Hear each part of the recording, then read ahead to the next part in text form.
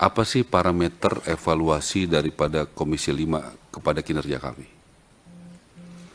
Supaya saya punya ukuran yang jelas. Seperti nanti jam 4 saya akan bertemu dengan BPK, saya akan bertanya hal yang sama. Karena saya mendapatkan masukan misalnya dari Dirjen, ukurannya kadang berbeda antara misalnya auditor dengan apa yang di kementerian kami. Saya sudah sampaikan, kita sampaikan dulu dong pendapat kita. Tapi tentunya kita harus patuh dengan auditor. Karena auditor adalah punya kewenangan mengaudit kita. Sama dengan Komisi 5, tentu punya kewenangan, punya alat ukur sendiri yang terukur kan, sehingga saya tahu persis apa yang menjadi ukurannya. Sehingga kita tidak berdebat soal alat ukur dan ukurannya. Dan kapan itu diukur. Apakah soal pengawasan, apakah soal penyerapan anggaran, apakah soal kualitas pekerjaan. Saya berharap teman-teman, dan saya sangat yakin karena ini sudah banyak yang senior, punya alat ukur. Supaya kami bisa menjalankan itu, membreakdown di komisi kami. Alat ukur apa? Evaluasi yang diberikan Komisi 5 terhadap kinerja kami. Tentu ada kuantitatif, ada kualitas, ada integritas, dan sebagainya. Saya pikir itu yang perlu saya sampaikan di awal. Juga mengenai pembiayaan, itu juga misalnya Pak Fahri kami tugaskan untuk mewakili saya dalam beberapa hari ke depan, kalau diizinkan Presiden, akan membicarakan soal pembiayaan ke luar negeri. Kita bagi tugas itu Pak, dengan Satgas Perumahan. Dan di luar itu dengan anggaran yang sangat terbatas, kami juga sudah mencoba mengundang Pak Ketua dan jajaran dan teman-teman. Ya memang tidak ada pilihan, saya sudah tanya Pak Ateh, boleh nggak kalau tanahnya dari swasta, bangunannya swasta, izinnya swasta, boleh. Jadi saya akan melakukan itu, sudah ada 6 perusahaan yang komit, dan sudah ada orang per orang yang mau menyerahkan tanahnya. Nah, saya mesti menyiapkan instrumen di kami supaya tata kelolanya baik. Siapa yang menerima ini? Tapi ini semuanya nggak ada yang dijual. Semuanya ini yang mereka itu adalah tanah, bisa perusahaan A, bangunan perusahaan B, kemudian isinya bisa yang lain dikasih. Gitu. Jadi kombinasi Pak. Walaupun nanti ada model-model tertentu. Seperti ada orang yang mau menyerahkan, tapi yang membangun siapa? Kalau nggak ada yang membangun, boleh nggak anggarannya dari kita? Jadi ada variasi-variasi juga Pak. Makanya di sini diperlukan kelenturan, tetapi tidak melanggar hukum. Bisa tanahnya dari perusahaan, bisa nggak yang bangun kita? Atau dibalik?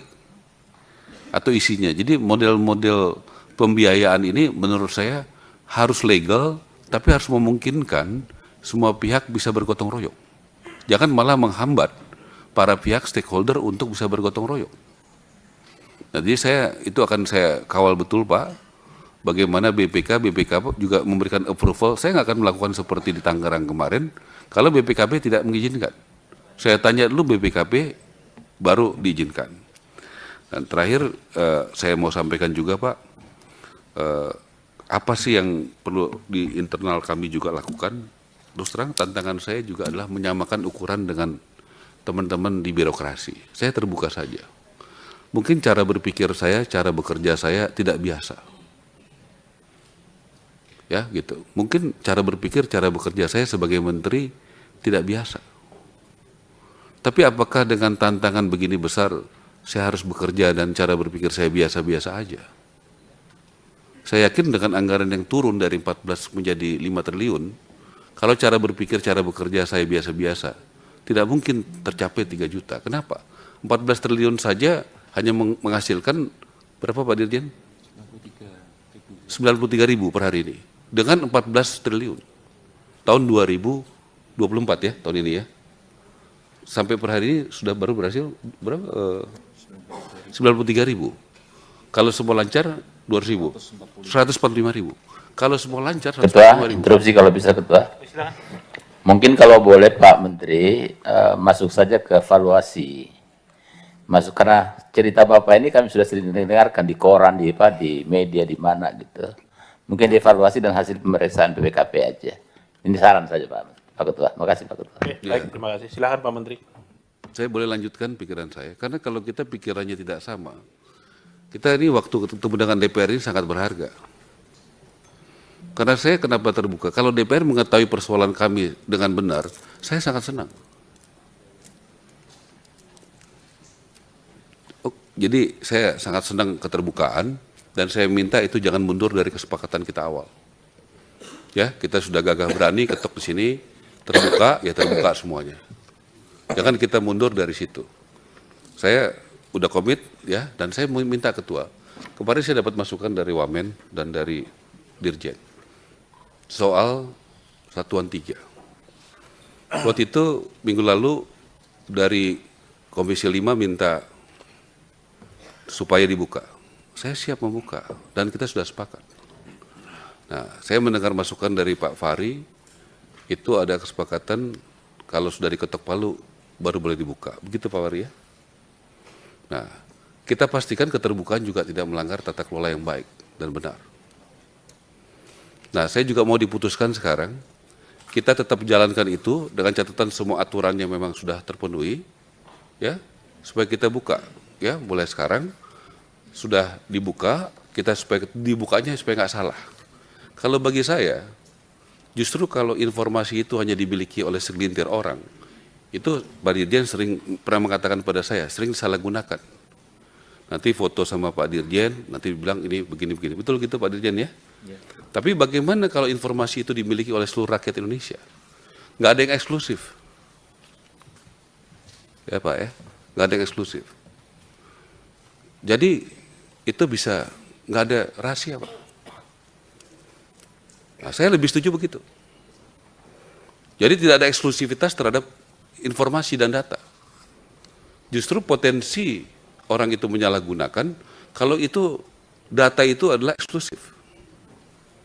Jadi saya sepakat dengan apa yang Ketua sampaikan minggu lalu, ya, selama itu tidak melanggar aturan dan tata kelola. Jadi bahkan prosesnya itu kita putuskan dan kita sampaikan kepada publik.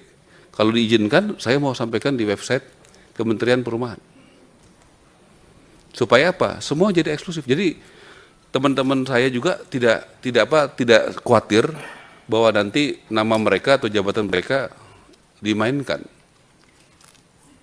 Nah, jadi saya minta itu yang kemarin supaya saya bisa segera jalankan karena minggu depan kami sudah punya satu videotron berapa kali berapa Pak? 7 kali 10. Tentu di situ saya juga akan buka di situ. Apa anggaran 2025, apa anggaran 2024 supaya tidak ada yang tidak terbuka. Dan bagi kami, kementerian kami, keterbukaan itu adalah kekuatan bagi kami. Keterbukaan itu justru adalah power dari kami untuk biar rakyat bisa menilai secara terbuka bahwa apa yang kami lakukan ini benar atau tidak benar. Ya, saya rasa itu Pak Dirjen langsung disampaikan evaluasi buat yang dilakukan. Silakan. Mohon izin Pak. Ya Pak Dirjen. Non sewu Pak Menteri. Kita raker ini dengan Menteri Pak.